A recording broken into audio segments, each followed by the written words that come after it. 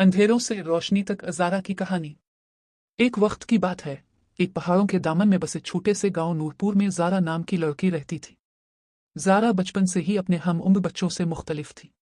वो हमेशा आसमान को देखकर सोचती, क्या वाकई इतने फासले पर चमकते तारे हाथों में समा सकते हैं।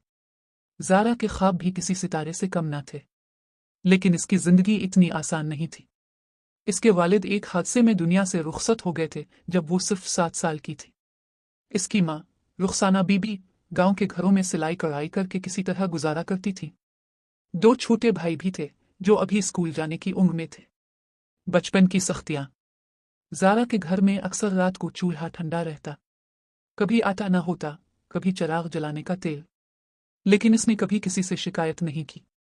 दिन भर वो भाइयों के साथ खेतों से घास काट कर लाती, पानी भर कर लाती, माँ के कपड़ों के थान उठाती और रात को किताबें खोलकर बैठ जाती।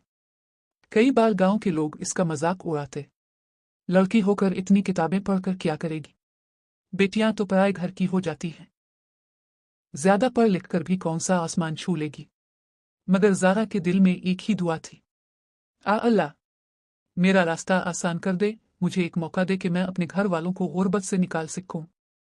इम्तिहान का ऐलान। एक दिन गांव में खबर फैली कि शहर की सबसे बड़ी यूनिवर्सिटी ने एक स्कॉलरशिप का ऐलान किया है।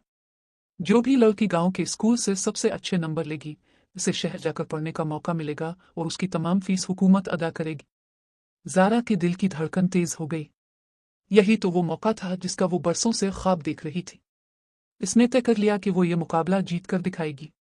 मेहनत के दिन। ज़ारा दिन रात एक करके पढ़ने लगी। सुबह भाइयों को स्कूल भेजने के बाद माँ के साथ कपड़े सीने में हाथ बटाती, दोपहर को खेतों से घास लाती और शाम होते ही मिट्टी के चिराग जलाकर पढ़ने बैठ जाती। कितनी बार ऐसा हुआ कि इसके चिराग का तेल खत्म हो गया तो वो चांदनी रात में बैठकर किताबें पढ़ती। कभी इसकी नींद किताब पर ही टूटती, कभी आंखें आंसुओं से भर जाती, मगर उसने हिम्मत नहीं हारी। इम्तिहान का दिन। इम्तिहान के दिन सुबह ही ज़ारा को तेज बुखार हो गया। माँ ने कहा, बेटी मत जा, सेहत खराब हो जाएगी। लेकिन ज़ारा ने मुस्कुराकर जवाब दिया, अम्मा, अगर आज नहीं गई तो शायद जिंदगी भर ये मौका ना मिले। इसने कांपते हाथों से पर्चा हल किया। जब वापस आई तो बेहोश होकर बिस्तर पर गिर पड़ी। कामयाबी। कुछ दिन बाद स्कूल के उस्ताद खुद ज़ारा के घर आए। रुखसाना बीबी दरवाजे पर आए तो उस्ताद की आंखों में खुशी के आंसू थे। मुबारक हो बीबी जी, आपकी बेटी पूरे जिला में पहले नंबर पर आई है। पूरा गांव हैरान रह गया। जिस लड़की का मजाक उड़ाया जाता था वो आज सबके लिए फख्र बन गई। ज़ारा के भाई इससे लिपट कर रो पड़े।